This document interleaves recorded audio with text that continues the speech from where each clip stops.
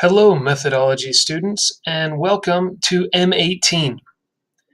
M18, also known as Ways to Learn, explores inductive and deductive thinking, learning, and teaching. The question of the day, actually we have two today. What is the difference between deductive and inductive teaching and learning? And what are the benefits of each? So today's objectives: by the end of the class, you should be able to distinguish between more deductive and more inductive tasks, which you have experienced as a teacher and as a student. You'll also be able to modify lesson components to make them more inductive than deductive. Just a few tips before we begin. Make sure you complete the M18 homework, which is just page 95 of your student book, and there's just one question for the homework before class. During this presentation, you have each been assigned the M18 task doc, which should be in your Google Classroom already. My suggestion is have it open as you watch the video. You may prefer just to take notes in your notebook and then type it later in the Google Doc, but my advice would be definitely keep that doc open, because you can pause this presentation and write whatever you need to and then carry on. Just another note here is that there's no break in these slides, because you can pause the presentation whenever you want. And also, if you find that the speed of the presentation is too fast or too slow, I would recommend playing this with the VLC media player. That's Victor Lima Charlie. The logo is an orange traffic cone, and you can do wonders with the speed of any video. You can go half time, 1.5 times, twice the speed, just whatever you're comfortable with. Materials you'll need for this asynchronous presentation: make sure you have your methodology notebook at all times. The M18 task doc, this is recommended if you want to complete the task, your homework task, as you watch. And additionally, your methodology student book 1.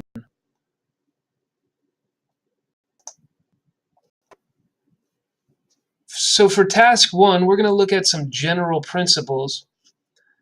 What's going to happen in these tasks is you'll be given an opportunity to answer based on your reading in the homework. You can just put the answers in the Google Doc, in the task doc, whenever you're ready to these given situations. After that, I'll show you some additional information which might help you to clarify your answers. And then, of course, I'll reveal my answers, but it would be great if you gave yourself a chance to retrieve that information before playing the answers. So let's go right to it. Make sure you decide if it's deductive or inductive thinking.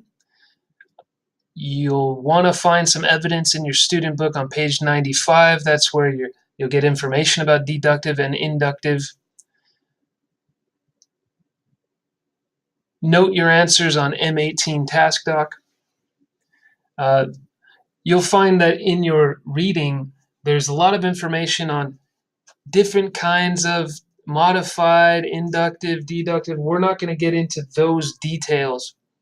We're just going to distinguish between more and less deductive and inductive.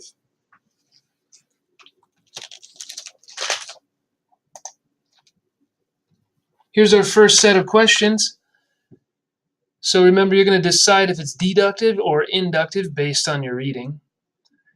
The first question: Eunkyung puts her hand in a bag and chooses one coin.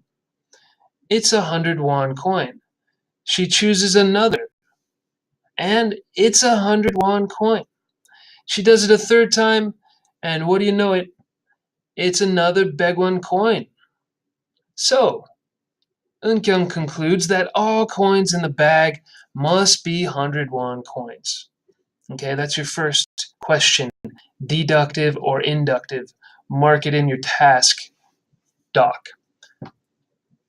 Number 2. Sujin is told by her friends that all Americans speak English. So whenever she meets an American, she treats them as an English speaker. In other words, she speaks English to them right away. She understands that they all speak English based on the fact that they live there or have a passport or residence or what have you. So inductive or deductive.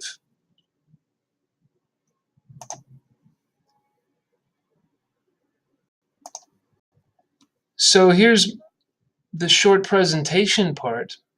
Deductive reasoning, as you'll note from the reading, it moves from the general to the specific. And it's also known as top-down reasoning. I wonder if you can see why.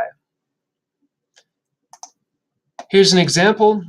All birds fly. Sparrows are birds. Therefore, sparrows fly. So we have this generalization about the world, and then we start to note specific examples. So we apply that general rule to the specific examples in our reasoning. Also known as rule to examples, moving from a general rule to specific examples. Here's a general rule. Mammals are hairy, warm-blooded, lactating animals. Lactating, of course, being that they produce milk. So if I have that rule and I see a hairy, warm-blooded, lactating animal, I'm going to deduce that that is a mammal. Okay, so we're going from the general to the specific, or we're going from the rule to examples. Also known as top-down reasoning, from big to small.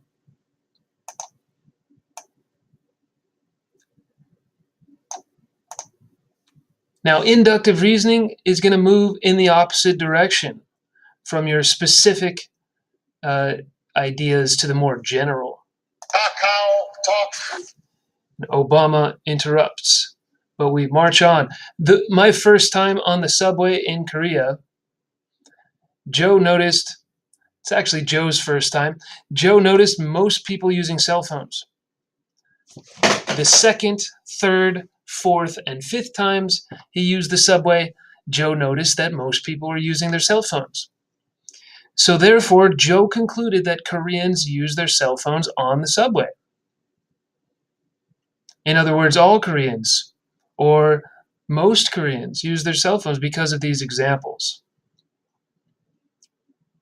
From the specific instances to the general application. Otherwise known as going from examples to rules. Here's some examples. The first time Carlos saw a snake, it bit his friend, and the friend had to go to the hospital in an ambulance. The second time Carlos saw a snake, that snake killed a dog and put a child in the hospital. Okay, so he's seen two snakes, and both of them were evil, and they're putting animals and people in the grave or in hospitals. So the rule that he comes up with from these examples is snakes will hurt you. They're dangerous.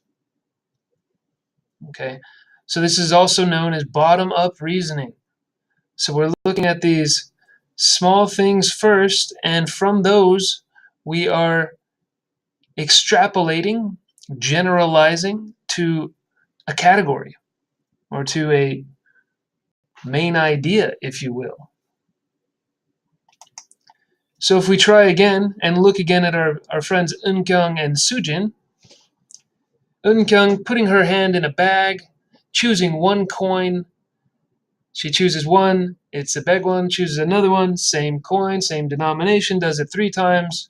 This, of course, is inductive reasoning, okay, because she's going from the examples, which are the individual coins, and she's declaring a general statement about the bag, which is that they're all 101 coins in there.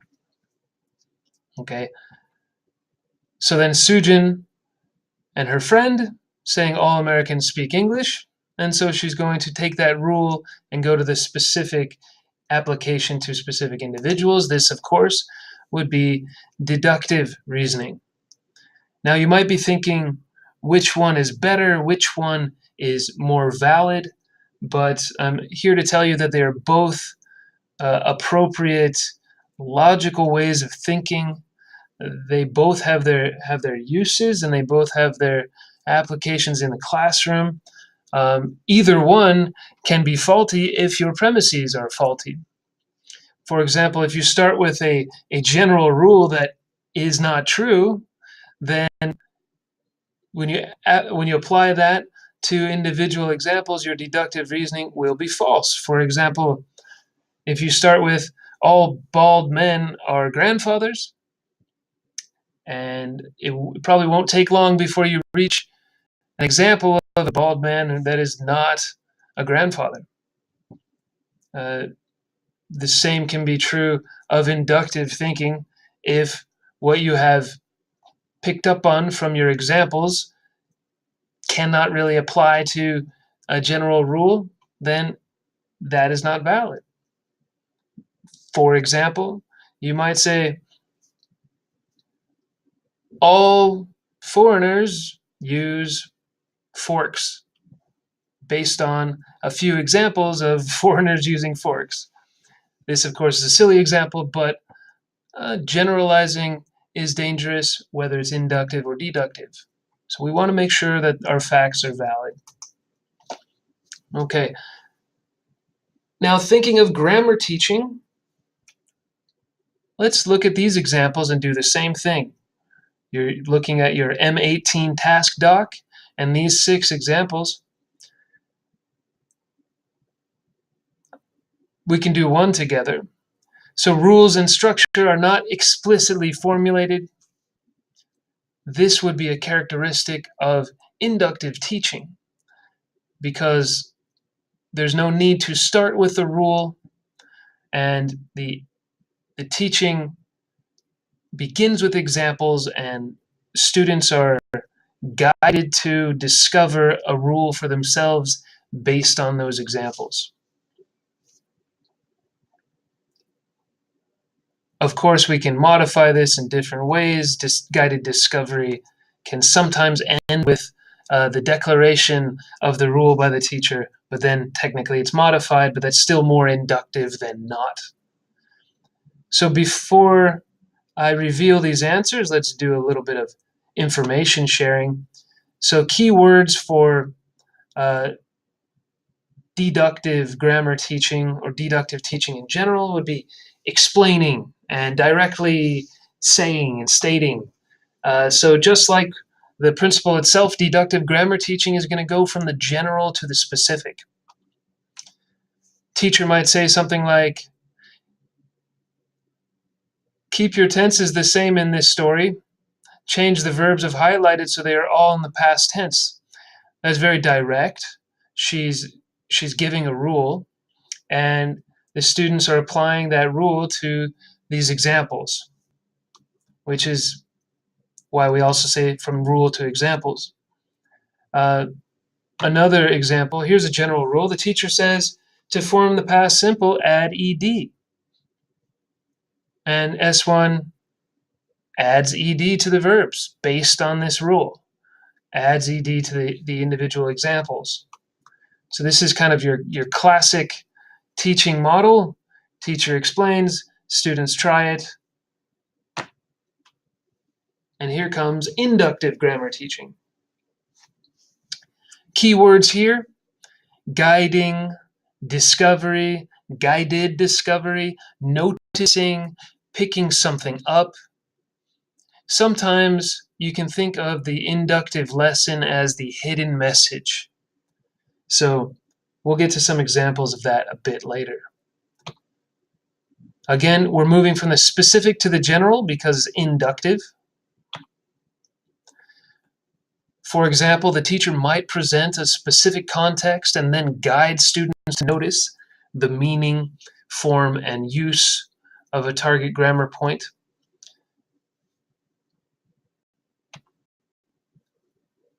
We give examples, and from that we allow the students to extrapolate rules, to determine rules for themselves. My methodology students know these ones. I used to have a beard. I used to play soccer. So here are examples. And from these examples, students are guided to discover rules of meaning, such as, it's not true anymore. Note the teacher never says, this is not true anymore. The teacher provides a context in which the meaning is clear for students on their own.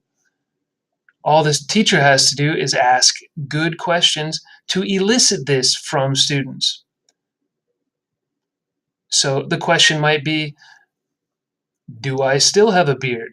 Do I still play soccer? No, why not? It's not true anymore, yeah? And it's true for a period of time.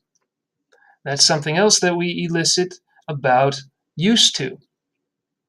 We can't say, I used to go there one time, right? It has to be almost a habit or something that happened regularly. And we elicit the form. Students discover the form based on our questions.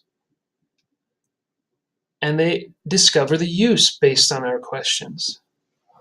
Compare that to the teacher just explaining, hey, by the way, when we use used to, it's not true anymore. It's true for a period of time. Don't forget the D.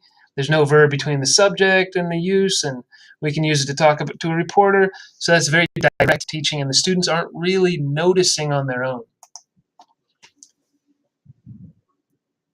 Okay, so now let's look again at our grammar teaching examples from earlier, and you can decide, is it deductive or is it inductive? Rules and structure, we said, not explicitly formulated, that makes it inductive. Conscious and explicit focus on rules and structure, well, that's clearly deductive. Okay, so when we're talking about deductive grammar teaching, there's a focus on rules, there's a focus on structure, and it's often teacher-centered. Teacher lets the students discover the rules themselves. By now, there should be no surprise that that's inductive. It's not the teacher explaining, it's the students discovering based on those good questions. The teacher tells the students directly. If you're paying attention, that's one of the key words for deductive teaching.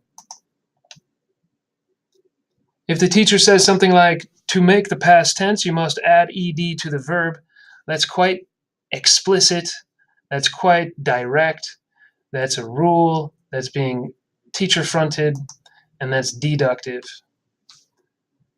Compare that to this version where the teacher says, today I play, yesterday I played, now how do we make the past tense? So again, that's a guiding question that's designed to elicit the fact that we need an ed there. Okay, so it's more inductive. All right, so we've looked at the general rule, we've looked at grammar teaching deductively and inductively. Now, what about other kinds of teaching? Not just grammar teaching, but general teaching, teaching in the language classroom, just good teaching. Sometimes it's deductive, sometimes it's inductive. Here are your examples. Okay.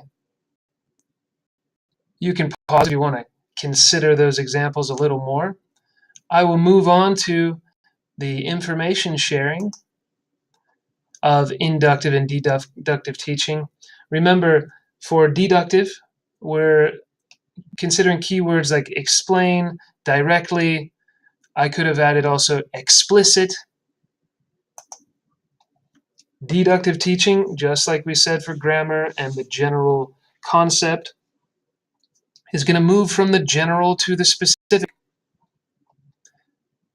which is to say, it could look something like this.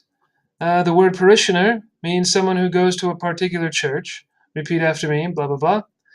This is a very deductive, explicit, direct explanation of vocabulary. This is one way that's a classic way of presenting vocabulary, but there are ways that can be more effective, which we'll talk about. We don't always say this word means this. We guide students to discover the meaning of the word. Okay? Again, going from the rule to examples, we might have something like the teacher could say, hey, remember when we have consonant clusters in English, don't put a vowel sound between them. Let's try these 5 words at the bottom of page 5,549. Words like deducts, respects, twelfths, not twelfths. It's hard to say, even for native speakers. That's why these sounds get reduced. Anyway, that's starting with a rule, and it's being applied to examples. Classic deductive teaching.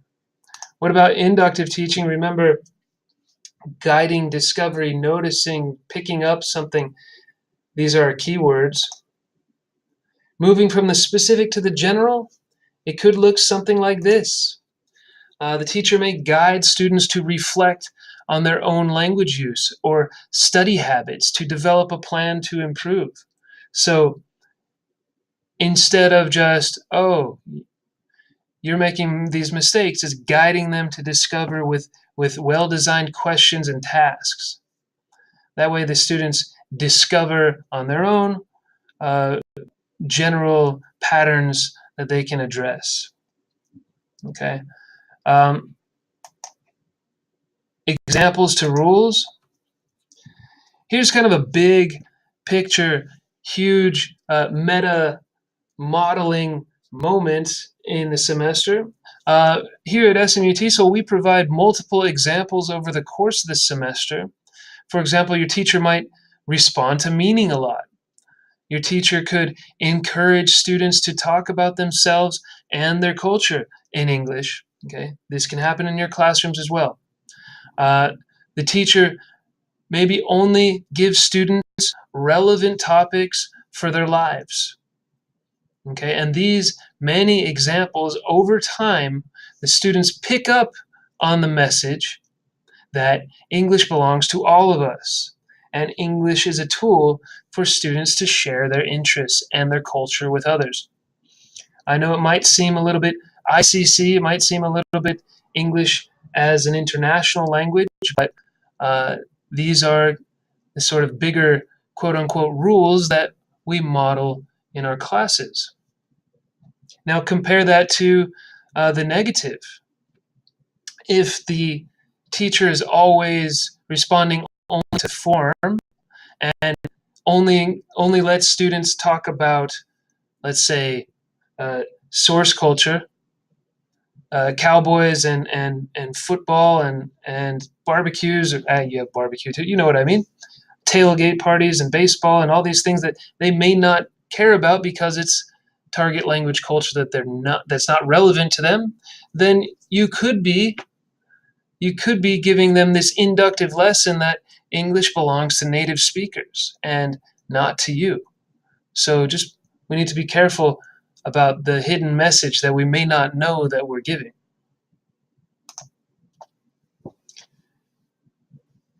So now we can try this again after having a little bit of instruction on what this might look like. So the teacher corrects students' grammar mistake directly. It's probably clear by now that direct, deductive, okay? That's a key word for deductive teaching, is that direct correction or direct explanation. Number 2, the teacher reflects the student's grammar mistake with rising intonation and encourages her to self-correct. Remember, reflecting is just giving it back to the student exactly in the same form. Here, there's rising intonation added to focus them on the error, and the student is guided to notice and self-correct. So we're noticing, we're reflecting. These are all key words for inductive teaching. Okay. Number 3, the teacher is asking guided questions to help students notice discourse features of a text. Well, by now you should know guiding questions are a part of inductive teaching. Compare that to number 4, the teacher points out discourse features of a text. When we say point out, that's pretty direct. That's saying, hey, check out the way that they're using these discourse features in this text to keep it together. Pretty cool, huh? Underline those, right? So pretty deductive. How about this? The teacher says to the class, number 5, to make the L sound, your tongue should rise up to your alveolar ridge. Well, I think you might notice that that is pretty deductive. Compare that to number 6. Listen to these 3 sounds. Which one is different and why? Okay, so we're guiding with good questions. We're guiding them to notice, in this case, some segmental phonological features that are significant for the learners. Therefore, inductive. Okay. So moving on to our next task in your task doc, basically these are different examples of activities that you and or your methodology instructor have done in Meth 1, okay? And in your task doc, there's a place for you to label them. D for deductive or I for inductive. It's just the numbers, or the letters rather, and you just put D or I next to them in that task doc. Let's do 2 of them together, okay? Number 1, gradually understanding your multiple roles as a teacher by doing authentic teacher tasks during our course. So you're planning the teacher language, you're planning a sequence of activities, you're negotiating with colleagues in the Meth 1 oral final, you're encouraging students, asking guided discovery questions, modeling, choosing appropriate activities, etc. So the key here is, what is the hidden message? What is not being explicitly said? Okay, and what's not being explicitly said is we have multiple roles as a teacher. Okay, instead you have all these examples, and all these examples over time you realize on your own as teacher trainees that, wow, a teacher needs to do a lot of different things. A teacher needs to wear a lot of different hats, so to speak. Now compare that to something like your instructor says, quote, you have multiple roles as a teacher. That would be deductive.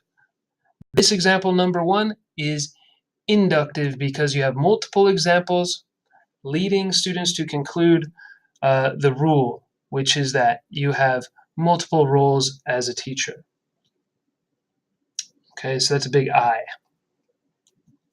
Number 2, being taught a couple of classroom management techniques for how to get your students' attention through explanation, demonstration, and practice. Now, if you're thinking, could be a hidden message, could be inductive, maybe let me just guide you away from that thought in this way. Your key words here are being taught. Okay, you're being taught some things. There's another key word here, explanation. Okay, explanation, demonstration, practice. When you're talking about explaining, you're talking about deductive teaching. Okay, and let me just remind you again, nothing wrong with deductive teaching. It's essential, and inductive teaching is as well. They're good for different things. We'll discuss that a bit later. So this one, number 1 would be inductive. Number 2 is deductive because of your explanation. So what you can do now is go through the slides on your own, 20 through 27. They look like this. Boom, there's A, B, C, D, and so on. And when you come to the slide that says break, it's not really break, because you can break whenever you want.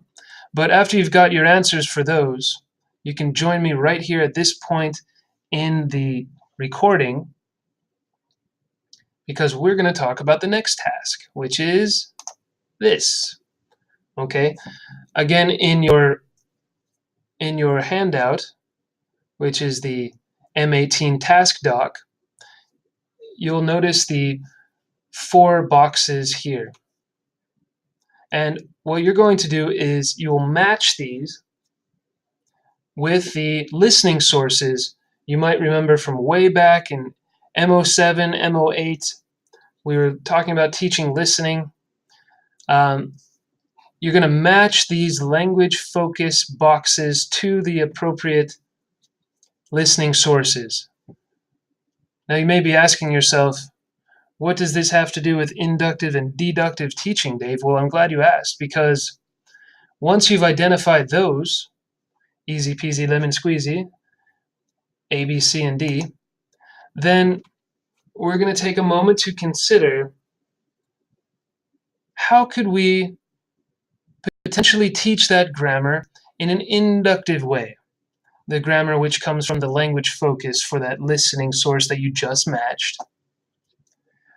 And for one other lesson component, which could be vocabulary, could be top-down, bottom-up processing of the listening source, could be pronunciation, or your restricted or authentic practice. Just think about in one sentence of how you could teach that inductively, how you could do more guiding than explaining there. So for each of these, it's just one sentence about an inductive moment. You don't have to get into great detail. No one wants to see a 200-word sentence. Okay, just one inductive moment that you might teach. The second one, same thing for the other lesson component. You're just going to zoom in and focus on one lesson component and describe it in one sentence, how you might teach that inductively. All right, and when you have done that, there is one final question at the bottom of your task doc, and you can submit that when you're done. That's basically all for your tasks. The next thing we're going to look at, of course, is how we can focus on the meaning behind deductive and inductive, the uses of them. As I was saying, neither one is superior to the other. We have uses for both of them, which I'll take you through in just a moment.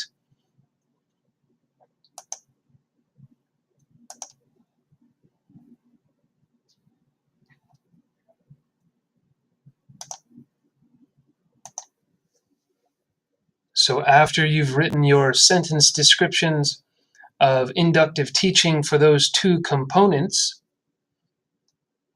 you can join me back here for a little discussion of some of the benefits of each kind of teaching. So the question of the day again is, what's the difference between deductive and inductive teaching and learning? Well, I think we answered that pretty thoroughly in the last 30 minutes or so. But what are the benefits of each? So if we think about deductive teaching, again, we're not knocking deductive teaching. We're just saying there's more than one way to teach effectively in the classroom, and each method is better for different kinds of teaching. All right, so here's some benefits of deductive teaching. You get those nice, clear answers from deductive teaching. When the teacher says this is the answer, and here's what you need to know, that can be a big relief for students, particularly if they have low tolerance for ambiguity, if they have high uncertainty avoidance, they might appreciate those clear-cut answers. Also, it's arguably easier to teach deductively, because if you're deductively teaching, basically you just need to be an expert who has the answers. And it's, that's a certain set of skills.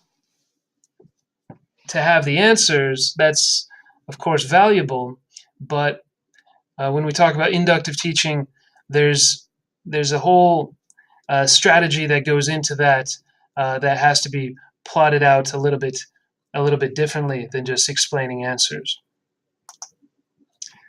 As I mentioned earlier, less ambiguity. All right, whenever we're guiding and we're helping students discover, there's going to be fuzziness, there's going to be ambiguity, and many students are not comfortable with that. So deductive teaching is good for that kind of thing, to limit the ambiguity. Also, I would say some things don't necessarily lend themselves to discovery. So you can do discovery with grammar. You can guide students to discover a lot of things with content and language,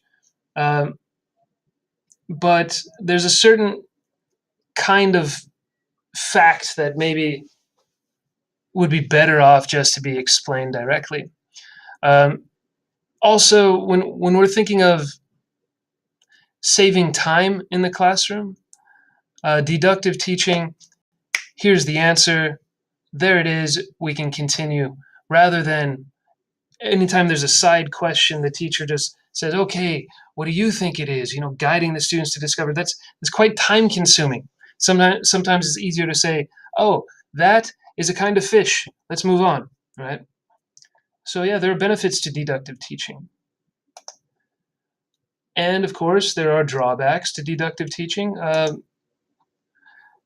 Number one on my list is when you're deductively teaching, it requires less student effort. And when students are not engaged in effort, when they can kind of just passively sit there and accept what the teacher is saying, then for me, that's not the best way to teach, because learning happens when students are thinking about something, right? It happens through cognitive effort. It doesn't happen from just listening and just writing down what someone else said.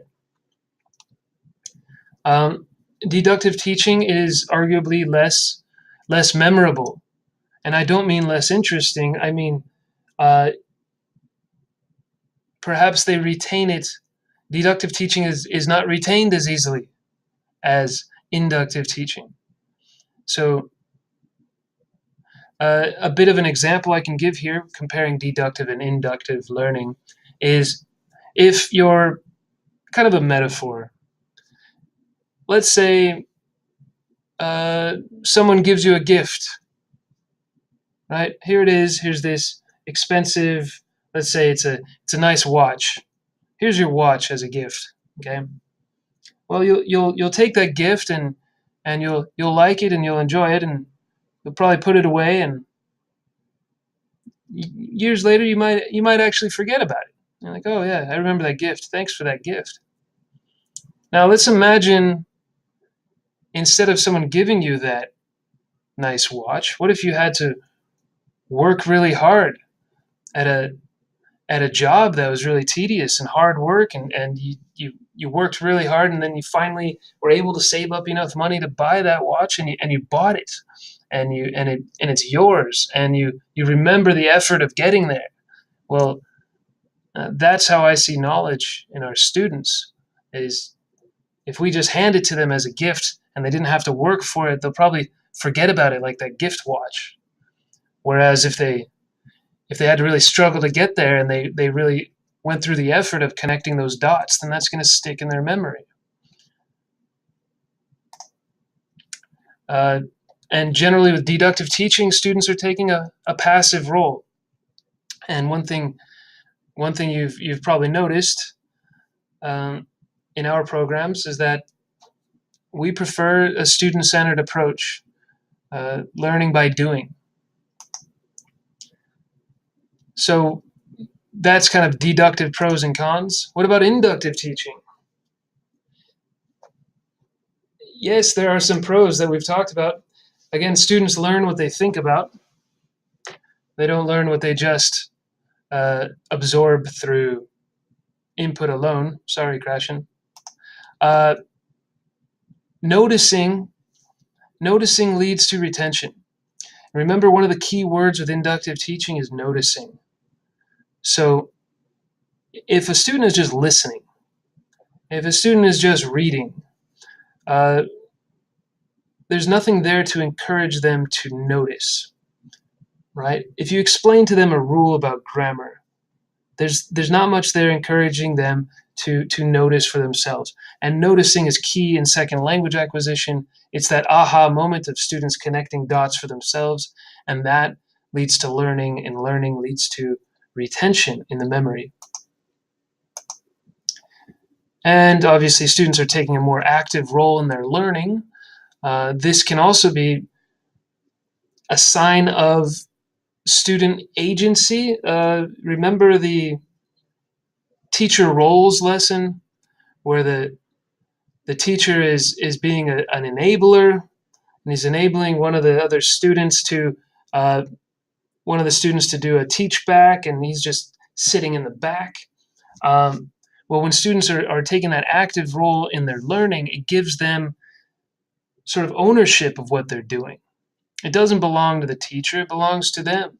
And that leads to, if we're lucky, a kind of intrinsic motivation that's really going to fuel them in their language acquisition. Are there some bad things about inductive teaching? Of course. Inductive thinking. Oh, I saw a bunch of examples of people of a certain nationality doing something bad. Therefore, the rule is people of that nationality are bad. That's just the extreme case. You can do the same thing with deductive learning. Inductive teaching, it just may not be appropriate for some subject matter. All right. It might not be appropriate if there's a lot of content that has to be learned in a short period of time. There's going to be some teacher explaining. Now, there are better ways to do deductive teaching than just teacher explaining. You can still explain with a lot of comprehension checks and this kind of thing. But yeah, inductive teaching just might not be appropriate for some stuff. And it arguably takes more planning for teachers. And this is coming from the idea that inductive teaching is a set of really kind of well planned out questions and techniques to get students to notice.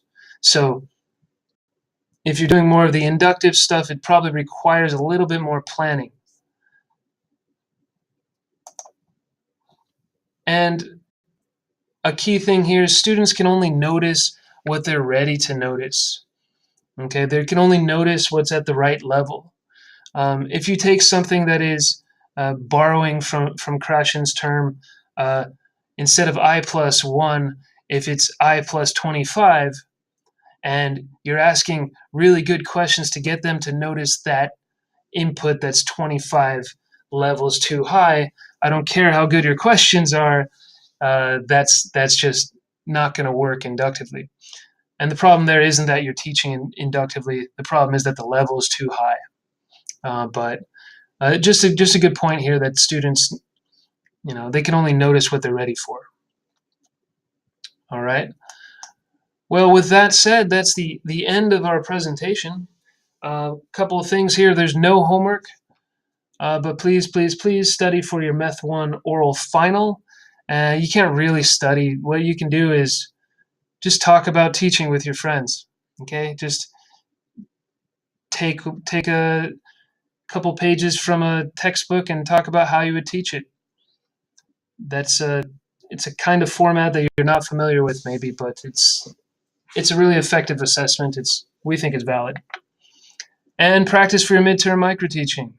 Don't practice too much. We don't want to see any kind of scripted stuff, but make sure you're ready. And if you have any questions, talk to your math teachers. All right, math students, thank you for joining me. Bye-bye.